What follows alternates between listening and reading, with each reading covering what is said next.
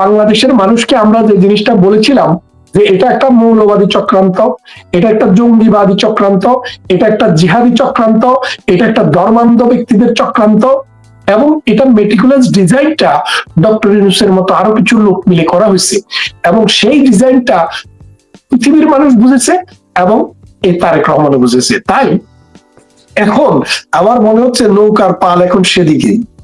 তারেক রহমান এই কথাটি বলতে পারলেন যে আই হ্যাভ এ প্ল্যান, কিন্তু আমার প্ল্যানটা কি সেটা কিন্তু তিনি জানেন না, অথবা জানলেও কাউকে বলেননি। তো এখন আপনার সুরা গুপ্তা যে প্ল্যান আছে, আপনি কি বাংলাদেশ বিক্রি করে দিবেন, এটা প্ল্যান? নাকি আপনি বাংলাদেশ থেকে পালায়া যাবেন, এটা প্ল্যান? নাকি বাংলাদেশকে জামাতের হাতে তুলে দিবেন, এটা প্ল্যান? তারেক রহমানকে ব্যবহার করে ইউনূস পাওয়া। আসলে ইউনূস তো ফেব্রুয়ারির পরে আর কোনো সিনে নাই, কারণ ফেব্রুয়ারির পরে তাকে এমনিতেই ব্যাক টু দ্য পেভিলিয়ন, হয় আমেরিকায় চলে যাবেন নইলে ফ্রান্সে চলে যাবেন, তার দেশ যেখানে। বাংলাদেশ কিন্তু ডক্টর ইউনূসের দেশ নয়, বাংলাদেশ হচ্ছে ডক্টর ইউনূসের টাকা বানানোর মেশিন। আপনি জানেন যে ব্রিটিশ রাজ একটা সময় পৃথিবীর নানা প্রান্তে যেত, নানা প্রান্ত থেকে শাসন শোষণ করে টাকা নিয়ে টাকাগুলো করতে ইনভেস্ট ওই দেশে হতো না, ব্রিটেনে মূল ভূখণ্ডে হতো। তো ইউরোপের সবকটি দেশ, ফ্রান্স, জার্মানি, জার্মানির কম, নেদারল্যান্ড, তারপরে বেলজিয়াম, স্পেন, পর্তুগাল, ইতালি, এরা সবাই কর্মক্ষেত্র, মানে তাদের মানি আর্নের একটা জায়গা ছিল, আর এই মানি অন্য জায়গায় ঢালতেন। ডক্টর ইউনূস যেমনটা বাংলাদেশ থেকে উৎপাদন করে, আর সেই উৎপাদনের টাকাটা নিয়ে যায় ফ্রান্স এবং আমেরিকায়। সেখানে কেউ ভোটে দাঁড়ালে উনি $5 মিলিয়ন ডোনেশন দেয়, অথচ বাংলাদেশে একটা ফকির মিরে জীবনে $1 দিছে, এই রেকর্ড নাই।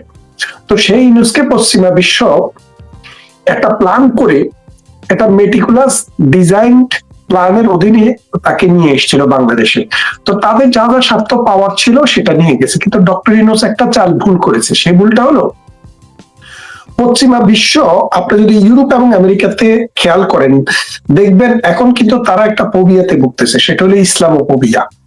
অর্থাৎ মুসলমান শুনলে এখন ভিসা হইতেও কষ্ট, ভিসা এক্সটেনশন করতে কষ্ট, স্টুডেন্টের ভিসা হইতেও কষ্ট। এর মূল কারণ হচ্ছে পাক ভারত উপমহাদেশে, বিশেষ করে আফগানিস্তান, পাকিস্তান, বাংলাদেশ, এই অঞ্চলের মুসলমানদের জিঙ্গুইজম, এবং সিরিয়া, ইরান এবং সোমালিয়া, এই অঞ্চলের মুসলমানদের মধ্যে যে একটা জিঙ্গুইজম তৈরি হয়েছে, এই কারণে মুসলমানদেরকে ভয় করছে। তাই ডক্টর ইউনূস মানে সোরা গলি দিয়ে হাঁটতে হাঁটতে হাঁটতে হাঁটতে এমন একটা গলির দিকে চলে গেছে, যেই গলিটা হচ্ছে শুধুমাত্র মৌলবাদীদের গলি। এখন পশ্চিমা বিশ্ব দেখলো প্রথম আলোর মতো পত্রিকা জ্বালায়া দেয়, ডেইলি স্টারের মতো পত্রিকা জ্বালায়া দেয়, দেখলো যে মানুষকে কবর থেকে তুলে তার মরা লাশকে পড়াইয়া দেয়, নারীরা ফুটবল খেলতে গেলে তাকে পিটানো শুরু করে, পীর ফকিরদের মাজার গুলো প্রতিদিন ভাঙা হয়। তার মানে তাদের একটা ডিজাইন হইতে ধর্ম বিশ্বাস না করলে এই দেশে থাকা যাবে না, ওইরকম একটা অবস্থায় দেশটা আস্তে আস্তে কিন্তু ট্রান্সফরমেট হয়ে গেছে। আর এটা ডক্টর ইউনূস প্রতিদিন আজকারা দিয়েছে। দেখেন, আমরা যখন প্রথম দিকে আপনার অনুষ্ঠানে এসে বলেছি যে এই মবকে বন্ধ করতে হবে, ডক্টর ইউনূসের সারিন্দা এবং ডক্টর ইউনূস কি বলেছে, এটাকে মব বলা যাবে না, এটা একটা পেশার গ্রুপ। যেমন মনে করেন পৃথিবীতে বিভিন্ন দেশে লেখক, সাহিত্যিক, কবি, বুদ্ধিজীবী, এরা পেশার গ্রুপ হিসেবে থাকে। তারা গভর্নমেন্টের উপরে, নীতির উপরে, আদর্শের উপরে প্রেসার দেয়। কিভাবে দেয়? কলমে লিখা, সিনেমা করে, নাটক করে, গল্প করে, গান করে তারা একটা প্রভাব বিস্তার করে, যে প্রভাবটার বাইরে যাওয়াটা সরকারের জন্য কঠিন হয়। এটাকে বলে মানে একটা শক্তি। এই শক্তিটা বাংলাদেশে ডক্টর ইউনূস কাদের হাতে দিলেন? মবের হাতে। এই মবরা কারা? যারা ইরাকে আইএস বাহিনীতে ছিল, যারা আফগানিস্তানের তালেবান বাহিনীতে ছিল, সেই বাহিনীকে ডক্টর ইউনূস আস্তে আস্তে আস্তে আস্তে বাংলাদেশের রাজনীতির সেন্টার পয়েন্টে নিয়ে আসলেন। তো পশ্চিমা বিশ্ব চিন্তা করলো, কিরে ভাই, আমরা যেটা চেয়েছিলাম যে পশ্চিমা বিশ্ব এই পুরো পৃথিবী থেকে রেডিকাল মুসলিম যেন উত্থান না ঘটে, সেই চিন্তা করছিলেন। আপনি টুইন টাওয়ারের ঘটনা জানেন, টুইন টাওয়ারের ঘটনার সাথে তারা রেডিকাল মুসলমানকে দায়ী করে। আফগানিস্তানে তারা 20 বছর যুদ্ধ করেছে, সেটা আপনারা জানেন। ইরানের সাথে তারা কন্টিনিউয়াস যুদ্ধ করতেছে। তো এইরকম অবস্থায় তারা ডক্টর ইউনূসের বিকল্প খুঁজছিল, অর্থাৎ ডক্টর ইউনূসকে শুধু প্রতিরোধ করলে হবে না, ডক্টর ইউনূসের যে বাহিনী তাদেরকেও প্রতিরোধ করতে হবে। তাদেরকে কেন প্রতিরোধ করতে হবে? দেখেন, এই যে এনসিপি, তারা বলছিল না নতুন বন্দোবস্ত, নতুন বন্দোবস্তটা তো কিন্তু জামাতের অতদিন অনেকগুলাই ছিল আওয়ামী লীগের লুঙ্গির তলে, আর এখন এগুলো জামাতের আস্তিনের তলে যাই ঢুকছে। খেয়াল করে দেখেন। এবং দুইজন মুক্তিযোদ্ধা সহ, দুইজন মুক্তিযোদ্ধার, একজন হচ্ছে অলি আহমেদ, আরেকজন হচ্ছে আখতারুজ্জামান। অলি আহমদ তো জোট হিসেবে গেছেন, আর আখতারুজ্জামান কিন্তু ফ্যানের ভিতরে ঢুকে গেছেন। কথা হচ্ছেন তো। এই অবস্থায় তারেক রহমান বিকল্প এই কারণে সামাজিক অবস্থার প্রেক্ষাপটে এবং রাজনৈতিক যে একটা মেরুকরণ হয়েছে, বাংলাদেশ আওয়ামী লীগ যে একটা প্রেসারে পড়ছে, এই মুহূর্তে আওয়ামী লীগ কিন্তু মানে সঠিকভাবে বাংলাদেশে দাঁড়াতে পারেনি, রাষ্ট্র দেয়নি। তার ফলে কি হয়েছে, তারা বিকল্প শক্তি খুঁজতেছে। এই বিকল্প শক্তি হিসেবে বিএনপি কে বিশ্ব রাজনীতিক মানে চয়েস করছে, যে কোনো ভাবে হোক। এর কারণটা কি দেখেন, এক সপ্তাহ আগে তারেক রহমান বলেছেন যে আমার বাংলাদেশে যাওয়াটা শুধু আমার উপরে ডিপেন্ড করে না, আরো অনেকগুলা শক্তি রয়েছে যাদের কথার উপরে ভিত্তি করে কিন্তু আমার এই সিদ্ধান্তটা নিতে হয়। সেই শক্তিগুলা কি? সেই শক্তি হলো আমেরিকান শক্তি, সেই শক্তি হলো আর্মি শক্তি, সেই শক্তি হলো ভারতীয় উপমহাদেশের ভারতের শক্তি। এই তিনটা শক্তির বাইরে গিয়ে বাংলাদেশের রাজনীতি চালানো সম্ভব নয়। কেন সম্ভব নয়? দেখেন, বাংলাদেশ ভারতের পেটের ভিতরে। এই দুদিন আগে আমাদের অর্থ মন্ত্রণালয়ের দায়িত্বে যিনি আছেন সালাউদ্দিন, উনি বললেন যে 50,000 মেট্রিক টন চাল আমরা আমদানির অনুমোদন দিয়েছি ভারত থেকে। তো অনেকে বললো যে ভারতের সাথে আমাদের ঝামেলা চলতেছে, ভারত থেকে কেন? বলে যে আরেকটা বিকল্প মার্কেট আছে, সেটা হচ্ছে ভিয়েতনাম। ওখান থেকে, ভিয়েতনাম থেকে যদি আনতে হয় তাহলে আমাদের প্রতি কেজিতে 10 টাকা করে খরচ বাড়ে। তো 10 টাকা করে যদি এক কেজিতে খরচ বাড়ে, তাহলে 1 মেট্রিক টনে কত খরচ বাড়ে বুঝছেন তো? 40 টাকার চাল যদি 50 টাকায় কিনতে হয়, আর 70টা যদি 80 টাকায় কিনতে হয়, মানুষ তা করে রাখবো রাস্তায়? তো সেই জন্য ভারতকে বেছে নিছে। শুধু এই কারণে ভারত অন্যের জন্য, বস্ত্রের জন্য এবং শিক্ষা চিকিৎসা নানাবিধ ভাবে ভারতের উপরে বাংলাদেশের মানুষের নির্ভরতা প্রচন্ড রকমে আছে। এটা ভারত বলে নয়, ভারত না হইয়া যদি এটা কানাডা হতো, এটা যদি চায়না হতো, এটা যদি জাপান হতো, তাহলেও থাকতো। কারণ বৃহত্তর একটা দেশ যখন একটা ছোট দেশকে চারদিক থেকে ঘিরে রাখে এবং তাদের ইতিহাস ঐতিহ্যের সাথে যখন সম্পর্ক থাকে, তখন নিজের প্রয়োজনে অপ্রয়োজনে, জানা মতে এবং অজানা মতে অটোমেটিক্যালি আপনাকে নির্ভর করতে হয়। কিন্তু মৌলবাদী চিন্তা চেতনায় তারা যেটা চিন্তা করছে, বাংলাদেশের মানুষকে খাজুর খাওয়াবে, ভাত খাওয়ানো দরকার কি, ইলিশ মাছ না খাওয়াইয়া দুম্বার গোস্ত খাওয়াবে, ওই রকম চিন্তা ভাবনা তারা মানুষের মনের মধ্যে দিয়েছিল। এখন দুম্বা তো আর মরুভূমিতে হয়, বাংলাদেশে হয় না। এখন তারা চিন্তা করলো যে কিভাবে দুম্বা উৎপাদন করা যায়। তখন ওই মাহমুদুর রহমান নামের একটা বাটপার আছে না, ওই বাটপাড়ারে দিয়া টার্কির সাথে যোগাযোগ করালো। এই টার্কিতে যাইয়া সে টার্কির নাগরিকত্ব নিয়েছে বলে আমি শুনেছি। তাকে দিয়া ওই টার্কিতে কোন একটু মরুভূমি অঞ্চলে ওখানে দুম্বা উৎপাদনের চিন্তা ভাবনা করতেছে। এই মরুভূমির দুম্বা ছাড়া তো আর আপনি মানে তাদেরকে খাওয়াইবার কিছু নাই। এই অবস্থায় বিশ্ববাসী দেখলো যে তারেক রহমান যেহেতু নিজে থেকে বুঝতে পারছে, মানে আপনি এনশিয়েন্ট মেরিটারের গল্পটা শুনছেন না, যে সে আলবাট্রস একটা পাখি এসেছিল তার শিপে, তখন মানে ইঞ্জিনের জাহাজ চালু হয়নি। তো জাহাজে এরকম বড় পাখি আসলে মানুষ এটাকে দেখতো মানে আপনার ভাগ্য লক্ষ্মী।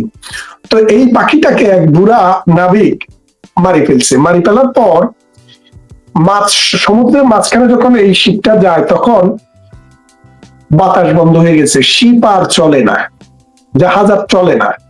তখন 12 জন নাবিক ছিল, পানি শেষ হয়ে গেছে এবং সূর্য প্রখর আলো দিচ্ছে। এই অবস্থায় আস্তে আস্তে একে একে সবগুলা নাবিক মারা গেছে, শুধু একজন নাবিক বেঁচে আছে। তো যে নাবিকটা মেরেছে সেই শুধু বেঁচে আছে। তো বলছে কেন বেঁচে আছে? বলে যে নির্যাতন, মানে দুঃখ কষ্ট যে কিরকম, যাতনা যে কিরকম, তার পায়ের চারপাশে মৃত লাশ পড়ে আছে কিন্তু সে মরতেছে না। চোখে দিয়ে মনে হয় যেন আগুন ঢুকতেছে কিন্তু তারপরও সে মরতেছে না, মানে অনেকটা দুজকের আযাবের মতো আর কি। তারপর একদিন হঠাৎ করে সে দেখলো যে তার জাহাজের পাশে একটা ছোট্ট একটা সাপ যাচ্ছে। এই সাপ দেখে সাপের জন্য তার খুব মায়া হলো। যখনই তার মনের মধ্যে মায়া জন্মাইছে, তখনই আস্তে আস্তে বৃষ্টি পড়া শুরু হয়েছে। আর বৃষ্টি পড়ার সাথে সাথে ঝড় আসছে, বাতাসে নৌকাও চলতে শুরু করছে, নাবিকেরা সব মরে গেছে, সে কিন্তু মরে গেছে। তখন একটা কণ্ঠস্বর বলতেছে, this is the man who killed Albatross. আরেকটা ভয়েস বলতেছে, হি হ্যাজ পানিশড এনাফ, তাকে অনেক শাস্তি দেওয়া হয়েছে। তো তারেক রহমানও কোন একটা পর্যায়ে যে বুঝতে পারছে যে তার নিজের ক্ষমতায় দেশে যেতে পারবে না, তাকে আমেরিকার উপরে, সেনাবাহিনীর উপরে এবং ভারতের উপরে নির্ভর করতে হবে।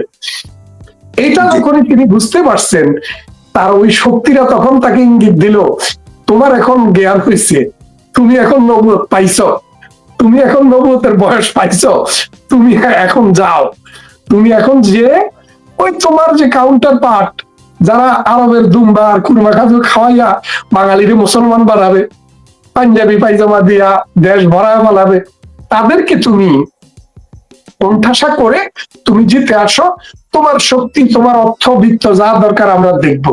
তো সেই জন্য বলছেন আপনি যেটা, যে এখন ডক্টর ইউনূসের বেলা শেষ, এই অবেলায় এসে ডক্টর ইউনূসের মনের কোনো খায়েশি পূরণ হবে না, প্রেসিডেন্ট হওয়ার স্বপ্ন ছিল সেটাও হবে না।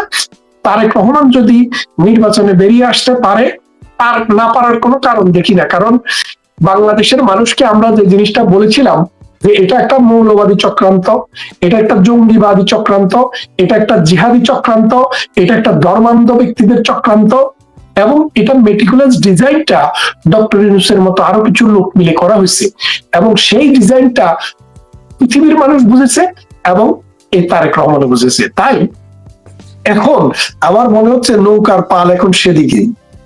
যে আপনি মাঝখানে যে কথাগুলো বললেন, যে দুম্বার কথা বললেন, টার্কির কথা বললেন, আরো বিভিন্ন, এবং তারেক রহমানের যে বোধোদয় হয়েছে সেটি বললেন। আমরা জানি যে তারেক রহমানের যে অভিযোগগুলো তার বিরুদ্ধে ছিল, যে সাজাগুলো হয়েছে 21শে আগস্ট, গ্রেনেড হামলা সহ অন্যান্য, কিন্তু ইদানিং অর্থাৎ তিনি দেশে ফেরার পরে বিভিন্ন সোর্স যেই কথাগুলো বলছে সেটা হচ্ছে তারেক রহমান এখন যতই মিষ্টি কথা বলুক গত 2-3 দিন পর্যন্ত, কিন্তু তিনি এখন, যেহেতু তার একটা বিজয় হয়েছে, দেশের মাটিতে ফেরা, এটি তার জন্য বিজয়, তিনি এখন এক ধরনের উপলব্ধির মধ্যে এসছেন যে তাকে যারা দেশ ছাড়া করেছিল সেটি কিন্তু আওয়ামী লীগ করেনি, তখন ক্ষমতায় আওয়ামী লীগ না, তখন তত্ত্বাবধায়ক সরকার। এবং বলা হয় যে -2 ফর্মুলার মূল কারিগর ছিল ডক্টর ইউনূস এবং তার এখনকার যারা উপদেষ্টা বা চারপাশ থেকে তার যারা পরামর্শক আছে সেই গ্রুপটি। ফলে তারেক রহমান যখন বিজয়ের বেশে দেশে ফিরলেন, এখন তার এমনিতেই একটা টার্গেট আছে যে এই প্রতিশোধটুকু নিবেন, অর্থাৎ ডক্টর ইউনূসকে দেখিয়ে দিবেন এবং তাকে কিভাবে দেশ ছাড়া করতে হয় সেই ব্যবস্থা তিনি করবেন। আর এই যে তৃতীয় পক্ষ সেই সুযোগটি নিয়ে তাকে ব্যবহার করছে। আপনি কি মনে করেন যে 2008-এ যেভাবে তারেক রহমানকে নির্যাতন নিপীড়ন করে দেশ ছাড়া করা হয়েছিল, এই ডক্টর ইউনূস গঙের মাধ্যমেই সেটির কোন প্রতিশোধ তিনি নিতে পারেন? কারণ রাজনৈতিক দল কিন্তু ক্ষমতায় আসলে আবার সেটি সম্ভব হবে না, এর আগেই কোন প্রক্রিয়ায় নিতে পারেন কিনা?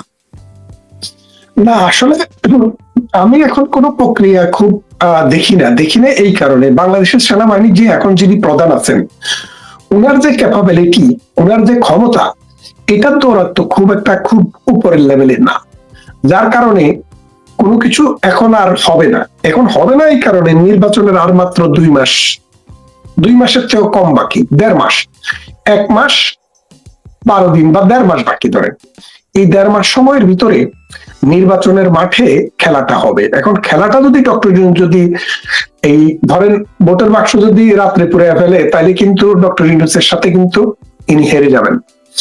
আর যদি সত্যিকার অর্থে নির্বাচন হয়, তাহলে ডক্টর ইউনূসের যে পালা বাহিনী, ওই পালা বাহিনীর কিন্তু ভাগ্যে খুব একটা আসন জোটার সম্ভাবনা নাই। আপনি দেখেন এলডিপি, অলি আহমদের 1 আসন, তো আর বাকি যারা আছে এদের কারো কি আসন আছে? নাই। এখন যে এনসিপি কে মনে করেন যে জামাতে ইসলামী যেসব আসন দিবে, সেই সব আসনে এনসিপি পাশ করে আসার ক্যাপাসিটি আছে? নাই। দ্বিতীয়ত আরেকটা জিনিস, তো যারা পাস করার মতো তারা সবাই তো সরে, এমনকি মাহফুজ আলম, এনসিপি ডিভাইডেড হয়ে গেছে। হ্যাঁ, এনসিপির মূল যে শক্তিটা, যাদেরকে মনে করেন শোপিস হিসেবে সামনে ব্যবহার করেছে, এইসব মেয়েরা সব চলে গেছে। এবং চলে যাওয়ার পিছনে মূল কারণই হচ্ছে নৈতিক অবস্থান। অর্থাৎ এনসিপি বলেছিল নতুন বন্দোবস্ত চাই, কিন্তু নতুন বন্দোবস্ত বলতে যায় 1400 বছর আগের যে ওই আয়ামে জাহেলিয়াতের যুগের, নবীর যুগে তো একটু আলো এসছে, আলো আসার পরে আলোকিত হয়েছে, কিন্তু জামাত ইসলাম তো সেই ইসলামের দল না। এটা হচ্ছে প্রাগ ঐতিহাসিক যুগ, অর্থাৎ ইসলামের পূর্ববর্তী যে অন্ধকার যুগ ছিল, এটা সেই যুগে সেই দল। বোঝেন না? তারা ভারতবর্ষে যখন দুইটা রাষ্ট্র হয়, পাকিস্তান এবং ভারত, পাকিস্তান রাষ্ট্রের বিরোধী ছিল তারা। ডেস্টিনি পরবর্তীতে বাংলাদেশও যখন রাষ্ট্র হয়, তারা এই রাষ্ট্রেরও বিরোধী ছিল। তার মানেটা কি দাঁড়াচ্ছে? তারা কথা বলে কি, আমরা মজলুমের পক্ষে, জালেমের বিপক্ষে। এখন 1971 সালে যখন স্বাধীনতা শুরু হয়, যুদ্ধ শুরু হয়, বাংলাদেশের কোন সেনাবাহিনী কিন্তু পাকিস্তান আক্রমণ করেনি। আমাদের সামর্থ্য ছিল না, আমাদের সেনাবাহিনী ছিল না, আমরা পাকিস্তানের অংশ ছিলাম। যুদ্ধটা আমাদের উপরে চাপিয়ে দেওয়া হয়েছে। যদি এমন হতো যে আমরা সব করে যুদ্ধ করতে গেছি, তা তো না, আমাদের উপরে চাপিয়ে দেওয়া হয়েছে। অর্থাৎ মজলুম হওয়ার জন্য 100তে 100 মার্ক আমরা পাই। কিন্তু জামাতে ইসলামী ইতিহাসের এই সন্ধিক্ষণে যখন মজলুমের পাশে দাঁড়ানোর একটা সুযোগ এসেছে, তারা কার পাশে দাঁড়িয়েছে? জালেমের পক্ষে দাঁড়িয়েছে। এরপরে দেখেন, এই 2024 সালে যখন আওয়ামী লীগের নেতা কর্মীরা এই যে মনে করেন বঙ্গবন্ধুর বাড়ি, মন্ত্রীদের বাড়ি, এই জ্বালানোর পক্ষে যারা ছিল এনসিপি, জামাতে ইসলামী তাদের পক্ষে দাঁড়িয়েছে। অর্থাৎ ইতিহাসের সন্ধিক্ষণ যখনই এসছে, মুসলিম এবং জালেমের যখনই একটা দ্বন্দ্ব তৈরি হয়েছে, জামাতে ইসলাম কিন্তু সবসময় মুসলিমের কাছে যায় নাই, জামাত গেছে সবসময় জালেমের কাছে। এর কারণটা কি? এটার কারণ হচ্ছে মুনাফিকি। মুনাফিকি হলো মুখে যা বলবে অন্তর তা বিশ্বাস করবে না, আর যা বলবে সেটা মিথ্যা বলবে। এই যে জামাতে ইসলাম তো তাই করলো। দেখেন, ওরা মুখে যা বলে অন্তরে সেটা ধারণ করে না। এবং ইসলামের যে স্পিরিট, এই স্পিরিট জামাতের কাছে কোনো কালেই ছিল না। হিন্দুদেরকেও এবারে নমিনেশন দিছে, আপনি দেখেছেন তো, আল্লাহর আইন চায়, সৎ লোকের শাসন চায়। ওরা ওয়াজ করতেছে কি, জমিন কার, জমিনের মালিক কে? আল্লাহ। তো জমিনের মালিক যদি আল্লাহ থাকে, আল্লাহ যদি জমিনের মালিক হবে, তাহলে জামাতে ইসলামীর নেতার যে বাড়ি, ভাই আমি দখল করতে পারবো না কেন? আমার মনে করেন যে ঘরের একটা জায়গা নেই, কিন্তু তার 3টা বাড়ি, তো আমি একটা বাড়ি দখল করবো না কেন? এটা যদি আল্লাহর জমিনে হবে, আল্লাহর জমিনে যদি হয়, এভাবেই যদি কথাটা হয় যে এটা শুধুই আল্লাহর জমিন, মানুষের কোনো আল্লাহ মালিকানা দেয় না, তাহলে তো আপনি আমি সবাই যার যেখানে ইচ্ছা দখল করে ফেলতে পারবো। এই ব্রিটেনে বলেন, আমেরিকা বলেন, তো বললো জমিন যার, আইনও চলবে তার। তাহলে আল্লাহর আইন চালাবে। তো আল্লাহর আইন বলতে তারা যে ইসলামিক আল্লাহর আইন চালাবে, তাহলে হিন্দু দিয়ে আপনি কিভাবে ইসলামিক আল্লাহর আইন কায়েম করবেন? তো এই জন্য বলছি, এখন এই মুনাফিকেরা ডক্টর ইউনূসের সাথে আছে। এখন এই মুনাফিক বিরোধী যে শক্তিটা আছে, এই শক্তিটা তো অবশ্যই জিয়াউর রহমানের দলের সাথে থাকবে।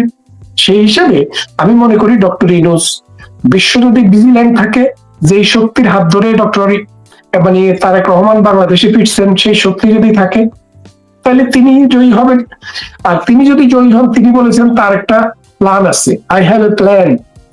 এখন দুঃখজনক ব্যাপার হচ্ছে কি, দেখেন, উনি কোট করেছেন মার্টিন লুথার কিংকে। বলেছেন মার্টিন লুথার কিং 1967 সাল বা কোন একটা এরকম একটা সময়ে আমেরিকার শিকাগো শহরে, আমেরিকাতে উনি কিন্তু একটা এরকম একটা, শিকাগো নাকি কোন শহর আমি ঠিক ভুলে গেছি, আমেরিকাতে তিনি একটি বড় একটি মিলিয়ন ম্যান নিয়ে একটা সমাবেশ করেছিলেন। সেই সমাবেশে মার্টিন লুথার কিং বলেছিলেন, আই হ্যাভ এ ড্রিম, আমার একটি স্বপ্ন আছে, প্রথমেই বলেছেন। আর পুরো আধা ঘন্টা বক্তৃতা দিচ্ছেন, স্বপ্নটা কি সেটা মানুষের কাছে ব্যাখ্যা করছেন। খেয়াল করে দেখেন, জি, পরিকল্পনা আপনার, সেটা মানুষের কাছে দিবেন, মানুষ অ্যাপ্রুভ করবে। মোট মানুষ আপনাকে কেন দিবে? আপনার প্ল্যান আছে এই জন্য দিবেন, আপনার প্ল্যানটা কি সেটা বুঝে দিবে। তারেক রহমান এই কথাটি বলতে পারলেন যে আই হ্যাভ এ প্ল্যান, কিন্তু আমার প্ল্যানটা কি সেটা কিন্তু তিনি জানেন না, অথবা জানলেও কাউকে বলেননি। তো এখন আপনার সোরা গুপ্তা যে প্ল্যান আছে, আপনি কি বাংলাদেশ বিক্রি করে দিবেন, এটা প্ল্যান? নাকি আপনি বাংলাদেশ থেকে পালায়া যাবেন, এটা প্ল্যান? নাকি বাংলাদেশকে জামাতের হাতে তুলে দিবেন, এটা প্ল্যান? আমরা তো জানি না আপনার প্ল্যান। আপনি প্ল্যানটা বলতে হবে। আপনার প্ল্যানটা ভালো হতে পারে, খারাপ হতে পারে, মানুষের কাছে প্ল্যানটা দিতে হবে। এই যারা তারেক রহমানের যারা ড্রাফটসম্যান বা তারেক রহমানের যারা উপদেষ্টা, তারা তাকে এই উপদেশটা দিলেন না কেন? যে আপনি প্ল্যান আছে বললে হবে না, আপনার প্ল্যানটা দিতে হবে। বঙ্গবন্ধু বলেছিলেন আমি পূর্ণ মাত্রায় স্বায়ত্ত শাসন চাই। তো স্বায়ত্ত শাসনের তো একটা প্ল্যান, তো এই প্ল্যানটা কেমন হবে? এই স্বায়ত্ত শাসনের রূপরেখাটা কি হবে? 6টা দফা দিলেন। 2 অঞ্চলে আলাদা প্রতিরক্ষা ব্যবস্থা থাকবে, 2 অঞ্চলে সহজে বিনিময়যোগ্য মুদ্রা ব্যবস্থা থাকবে। এইরকম ভাবে তিনি 6টা দিলেন কি দফা, এবং মানুষ বুঝলো তিনি যে স্বায়ত্ত শাসন চায় সেই স্বায়ত্ত শাসনের রূপটা অনেকটা স্বাধীনতার মতো। মানুষ সেটা অ্যাকসেপ্ট করেছে। 66 সালে বঙ্গবন্ধুর এই 6 দফার আন্দোলন বাংলাদেশের স্বাধীনতার দিকে নিয়ে গেছে। 69-এ বঙ্গবন্ধুকে গ্রেফতার করলো, কেন করলো? ওই কারণ একটাই, কিন্তু 6 দফা। এই 6 দফার বিরুদ্ধে যখন আইয়ুব সরকার গেল, মানুষ 69-এ গণ অভ্যুত্থান করলো। অভ্যুত্থানের পর 70-এর নির্বাচন আসলো। সেই নির্বাচনে ওই 6 দফাকে ভিত্তি করে গণহারে বঙ্গবন্ধুর নৌকাতে মানুষে ভোট দিল। তারেক রহমান ঐতিহাসিক যে মুহূর্তটা 17 বছর পরে পেল, সেটা তিনি ব্যবহার করতে পারেন। তিনি তার প্ল্যানটা জনগণের কাছে দিতে আছিলেন, বলতে আছিলেন যে আমার এটা হইলো প্ল্যান। এই দেশে গরিবি রাখবো না, এই দেশে সাম্প্রদায়িকতা রাখবো না, এই দেশে অশিক্ষা রাখবো না, এই দেশে দুর্নীতি রাখবো না। এই দেশকে ব্রিটেন আমেরিকার আদলে না পারি, অন্তত কন্টেম্পোরারি কন্টেস্টে আমাদের মতো করে কিভাবে দুর্নীতিকে রোধ করা যায়, মানুষের জীবনের মান উন্নত করা যায়, মাথা পিছু আয় বৃদ্ধি করা যায়, দারিদ্র্যের সংখ্যা হ্রাস করা যায়, শিক্ষার উন্নয়ন করা যায়, এবং বহির্বিশ্বে পাঠানোর মতো যোগ্য এবং সামর্থ্য নাগরিক গড়ে তোলে পৃথিবীতে আমরা কিভাবে রেমিটেন্স আনতে পারি, সেই রকম তিনি তো প্ল্যান দিতে পারতেন, কিন্তু তিনি সেটা দেন নাই। তাই উনি কাগজে বাঘ, বাঘ কাগজে থাকলে আর জঙ্গলে থাকলে এক হয় না। জঙ্গলের বাঘের অনেক শক্তি, আর কাগজের বাঘ পানি মারলেই শেষ। তাই উনি যদি এখন কাগজে বাঘ থেকে সত্যিকারের বাঘ হতে চান, তাকে তার প্ল্যানটা আমাদেরকে দিতে হবে। আমরা দেখতে হবে তার প্ল্যানটা কি। এই জায়গাটিতে কেউ কেউ বলছেন সামাজিক যোগাযোগ আমরা তো এখন আসলে প্রতিদিন সামাজিক যোগাযোগ মাধ্যমের উপরে অনেক বেশি নির্ভরশীল হয়ে পড়ছি, ফলে কোট করতে হয় আর কি।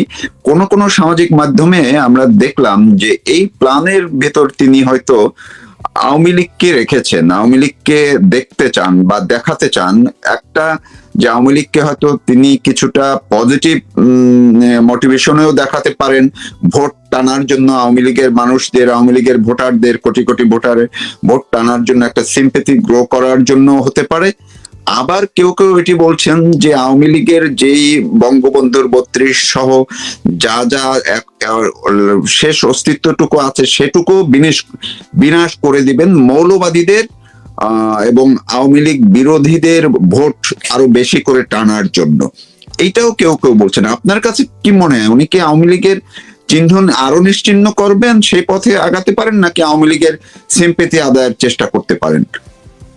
ধন্যবাদ। আসলে ব্যাপারটা আপনি খেয়াল করে দেখেন, এই তারেক রহমানের বিরুদ্ধে যে জোটটা হয়েছে, যে জোট, তারা কিন্তু হাসি খেলা তামাশার জোট না, কিন্তু এরা কিন্তু সত্যিকার অর্থে তারেক রহমানকে চেপে ধরার একটা চেষ্টা করছে।